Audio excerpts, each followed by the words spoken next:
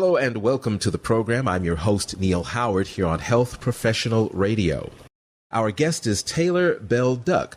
Taylor is a non-smoker, and she was diagnosed with lung cancer as a non-smoker when she was just 21 years old. And she's joining us here on the program to talk about her journey, her diagnosis, and her work in partnering with Your Cancer Gameplan. Welcome to the program, Taylor Bell Duck. How are you? Good. Thank you for having me. Your story is one that is inspiring, yet a little bit scary. Give us a little bit of background about yourself. You were an athlete, and then you got this diagnosis that changed everything. Imagine being told that you have lung cancer at the age of 21 as a never-smoking Division I college athlete. That is really my story. So as a young child, I was an avid soccer player and very active and had a childhood dream of being able to play Division I soccer at the collegiate level, and was given that opportunity to play at East Carolina University. And got there my freshman year in hot August heat and two-a-days for preseason, and was really enjoying myself, but started having some weird complications, and particularly numbness and tingling in my toes when I exerted myself at a high level. And so they immediately got me hooked up with the trainers and the medical team, trying to understand what was going on and why I was having this pain. And I had several medical tests done and diagnostics, and unfortunately they were really unable to find anything. And so I played through the pain and frustration and just dealt with it. But over the course of the year, it just got more and more disheartening and miserable for me. And so I ultimately made a really difficult decision to stop playing soccer. And so I quit playing at ECU and got involved in other campus activities to try to fill my time, because honestly, the only thing I ever really knew was soccer. And so I wanted to be engaged in other things and opportunities in college. And so I did that, and still just didn't feel quite right. I was usually pretty tired, and I had several bouts of pneumonia and reoccurring respiratory infections, and was given a Z-Pack and sent on my way. And then randomly one Saturday afternoon, late in the evening, I started having really bad abdominal cramping and thought that my appendix was rupturing, and ended up in the emergency room where they did a CT of my abdomen to rule out appendicitis. And it routinely shows parts of your lung. And so incidentally, they found a very large lung mass and a partially collapsed left lung, which ultimately led to my diagnosis of lung cancer at the age of 21. But lung cancer is still surrounded by stigma based on how smoking is a major factor. You mentioned some of the struggle and frustration. Were there doubts among your peers as to whether or not you were a smoker? What types of things went on as a non-smoker being diagnosed with this smoker's disease and at such a young age? Well, the stigma is so real, and it's really unfortunate that it is as bad as it is. And, I was prime of my health. I was in excellent physical shape. I ate well. I exercised regularly. I was literally the epitome of what you picture as healthy. And so to hear this diagnosis was not only shocking, but really, really scary.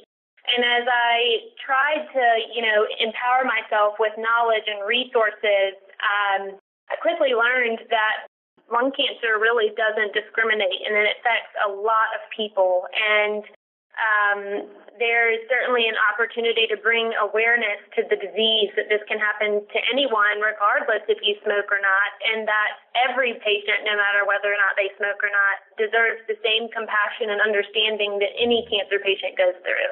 I personally have made a commitment to raise awareness and to try to defy the stigma that only smokers get lung cancer, because this is touching so many people. And I've been fortunate enough and blessed to survive through this. And so I think it's important that I use my voice to speak up and try to educate others about the disease. Now, you've been using your voice in partnership with Your Cancer Gameplan. Talk about this campaign and your involvement in it. Yeah, so I had the opportunity to partner with Merck and other leading cancer advocacy organizations to work on your cancer game plan, which is the program that provides tools and resources to patients focused on kind of three fundamental pillars, which are emotional health and well-being, nutrition and health, and then communication. And it's a place where they can get information and resources and become knowledgeable about their disease and what patients go through during a cancer diagnosis to hopefully empower them and encourage them to become involved and engaged in their care and to be as knowledgeable as possible so that they can ultimately have better outcomes. Now, you mentioned communication, emotional well-being, and nutrition. All three of those are important. How are they important as they pertain to this campaign and raising awareness? So, of course, emotional health has a huge impact on people's outcomes and survival. There's plenty of studies that show, that patients that experience anxiety and emotional issues during a cancer diagnosis, it can truly affect their outcomes. And so I think finding resources available to get help if you need it, and also finding a partner or someone that you can talk to about your fears and worries and have open communication is really important.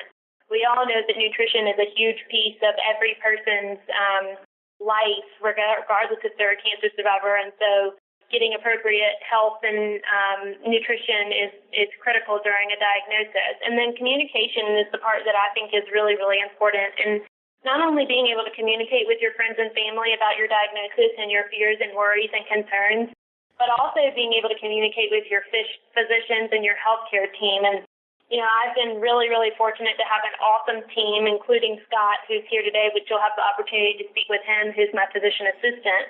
But I can honestly say that if it wasn't for him and, my physician team that would spend as much time as they did explaining things to me and breaking down really complex health issues, I don't necessarily know if I would be where I am today. And I think that, one of the reasons that we were able to establish such great communication is that I felt empowered to ask questions. I think oftentimes patients sometimes end up in a room and a physician just starts talking and it's way over their head and very complex and they're scared to ask anything. And I'm hoping that, through your cancer game plan, it will empower patients to become advocates for themselves and to be encouraged to ask questions even when it's difficult or they might be embarrassed, but to really try to develop a communication strategy and plan with their physician team to answer the questions that they have and so that they feel comfortable about their plan moving forward. Being in the very unique group of those who are very atypical of lung cancer in the nature of the disease and your age, what advice would you give other folks such as yourself? So I think it's really important for patients to obviously become educated about their disease. So find resources available similar to your cancer game plan, where if patients go to yourcancergameplan.com, they'll be able to be connected to other additional lung cancer resources, which I think is a cool thing about the program.